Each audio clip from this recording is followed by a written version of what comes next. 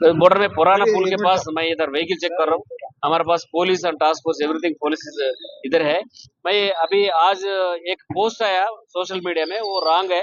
Police department नया instructions कोई नया आया, वही ओनली पुराना इंस्ट्रक्शंस क्या है वही कैरी कर रहे। पूरा ओनली वाइन शॉप 11 o'clock बंद कर से, रिमेनिंग एस्टेब्लिशमेंट्स 12 को बंद करते पूरा। अभी ऐसा मेंटेन कर रहे। आज आया पोस्ट है वो करेक्ट नहीं है, वो बोलने का मैं अभी प्रेस वाला को इधर बुलाया। पूरा पब्लिक सेफ्टी के वास्ते एंटायर 10 पुलिस स्टेशन में अभी 20 व्हीकल चेकिंग पार्टीज चल रहे इधर। Every ACP DCP inspectors all are on the roads every day check చేస్తున్నాం మేము। నిన్న ఎవ్రీడే 50 నుంచి 80 వెహికల్స్ మేము నెంబర్ లేని వెహికల్స్ సీజ్ చేస్తున్నాము। వాటన్నిటి మీద కూడా लीगल एक्शन తీసుకుంటాం। अभी लीगल एक्शन लेते।